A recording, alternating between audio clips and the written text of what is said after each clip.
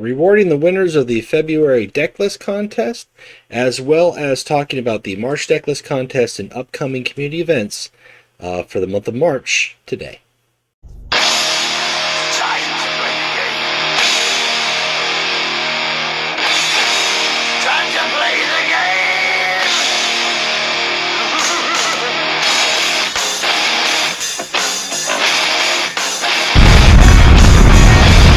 What up, everybody? Scuffy here, and I'm a little late. I know I typically run late. It's the 5th of March, and the Decklist Contest for March should be already underway. Technically, it is.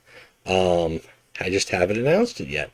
I was waiting to get the video ready for the winners and talk about the February Decklist Contest, show off those winners, talk about the March theme, and we've had a lot of things come up that are going to be happening in March that I wanted to talk about those as well. So we're going to do that. But before we do, really quick, let's talk about the February theme. So the February theme was the Perils of the Warp. I got 10 entries. 10 entries. So it's basically a 1 in 10 chance for people to win gold for those who did and participate. First place wins 1,000 gold, second place won 500, and third place wins 300. So these are the winners. We're going to talk about them. Let's do it. Third place, we're going to start off with the old lovable Warp Family Reunion, the Chaos Spawn. This is a Chaos Spawn deck. But again, following in the theme of the Perils of the Warp, we've got Into the Warp, swarms of flies, little nurglings, like all these little demons, both good, primarily of the low variety, the lowest denominator, right? The Chaos Spawn is making more spawns. He's got his flies, they're in the warp, they've got some Hell Spawn that's boosting their power. Battle flies are joining them to launch a warp assault along with Kastrak and the Beast of Fyra. And eventually, Apotheosis and the summoning ritual for mass offering, bringing forth all these demons. But the wonderful thing about the Apotheosis and Chaos is if you're not careful, you might just become a Chaos Spawn, as it sometimes will happen. So it's kind of a double-edged sword. A lot of Chaos, a lot of demons, all led by the lovable Spawn, who maybe at once was a champion of Tzeentch, but got changed up. So that's the third place winner. And that was submitted by Chad the Destroyer. Chad the Destroyer for the Warp Family Reunion. So then we go into second place here, The Conjuring. And The Conjuring was submitted by Gorbad Ironclaw, Frogbringer, I think it is, on the Discord. But this is a Samus deck, but it's not Samus necessarily. Samus is what is being conjured. Through the Warp Rift, there's a parting of the veil, and there's a lot of cultists basically completing this path of blood, this pact to bring about a warp assault, Tides of Madness. And this kind of paints the picture of what happens at Calth, where there's a mass offering, there's a sealed pact with various cultists and seekers that bring forth Samus, and as well as the Terragadon, basically Tarek Torgadon's Demon Prince form. So again, this is a different type of the Perils of the Warp. There's a peril of completing this conjuring. You're not going to know, are you going to get something deadly, something to help you in your evasion? Are you going to get the Lord of Murder himself? Or are you going to get, some basic little plague toads and frogs? You're not getting any of those here in this one. And of course, the Ruin Storm itself has a lot of tools to offer to the theme for the Perils of the Warp. So again, that was submitted by Gorbad Ironclaw, and that is a second place finish. So the first place finish, we talked about Chaos Spawn, talked about Samus. Could not mention the lovely lady Ingathel. And this one here is submitted by Mad Smith.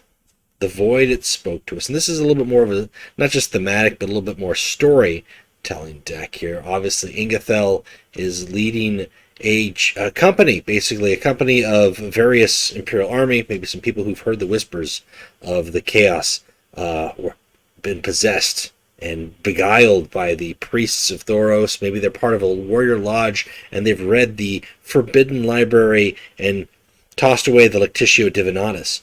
And therefore they decided maybe they should complete a summoning ritual, and lo and behold, they are possessed, or that's part of the trap, and Ingathel is their prophet, or their their guide through the warp, which in a way she kind of was. So that is the perils of the warp, the perils of listening to the whispers and it speaking to you and transforming or trapping your legions. So those are the winners for the Decklist Contest for March, or for February. For March's Decklist Contest, again, first place will be 1,000 gold. Second place will be 500 gold. Third place will be 300 gold.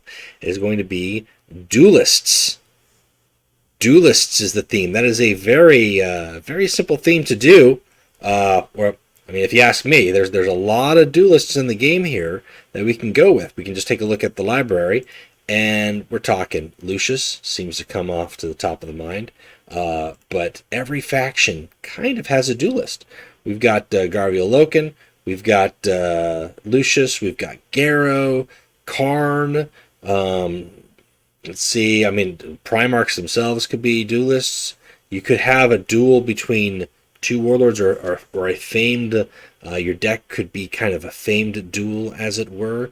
Perhaps your duelist is more in the lines of all of the troops that you've got who are duelists, which you might not think, there's not a whole lot of them, but there are a few certain troops that kind of lend to it, maybe not neutrals, but if we're taking a look at like the Agents of the Sigil, they have several duelists, obviously, not necessarily they're warlords here, but they've got, for instance, where is he at? Yasau Nagasena, this guy here, or we've got some duelists perhaps in the Sisters of Silence, in the Dark Angels.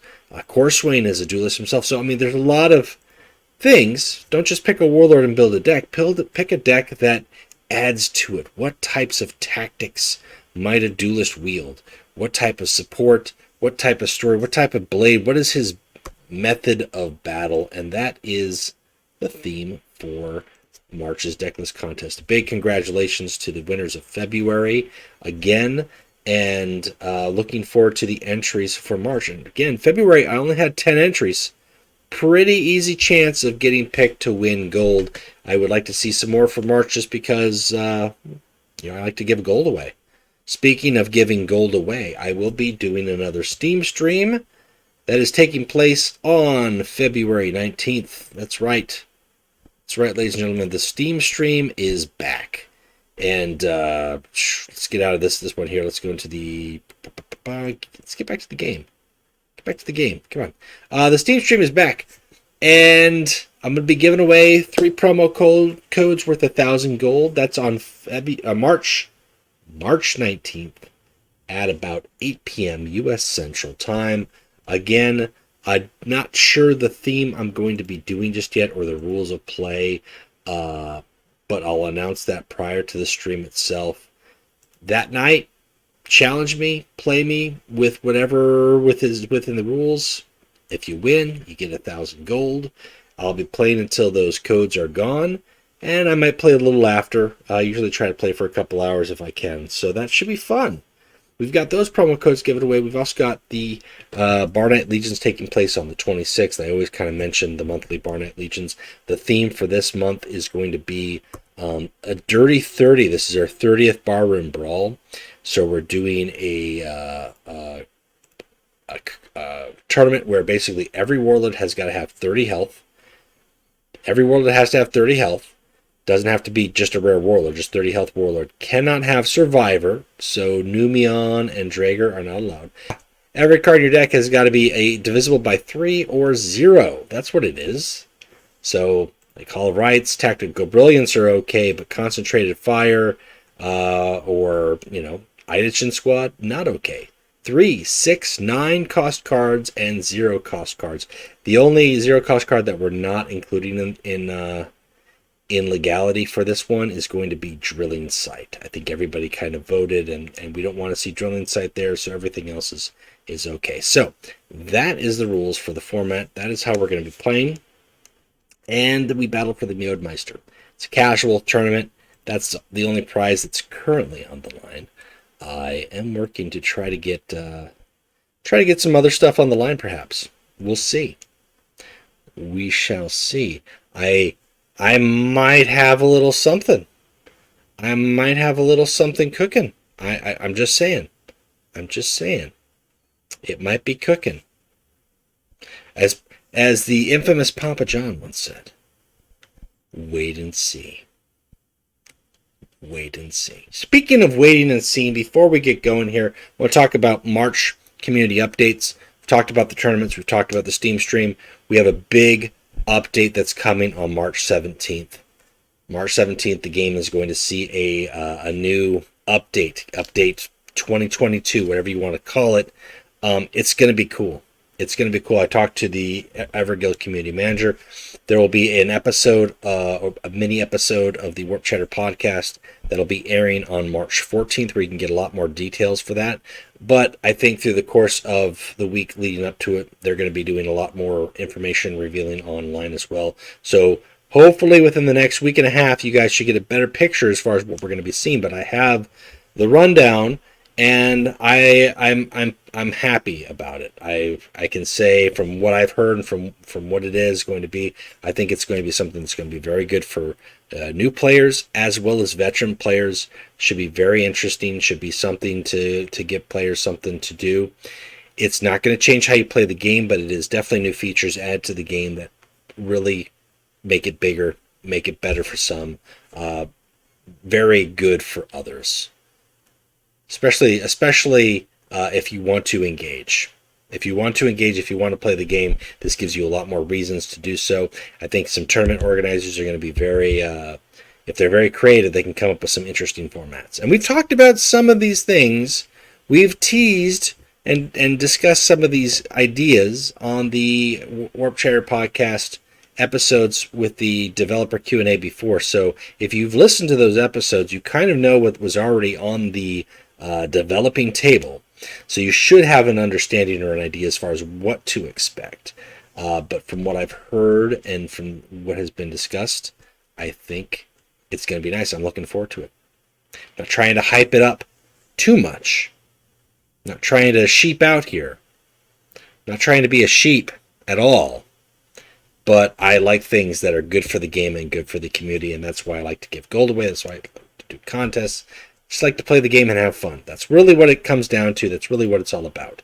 So, that is what's going on in March. I myself am going to try to get back to a couple extra videos here, some deck videos. I know I still have the Chaos card by card video to do. That's going to be a 3-part series.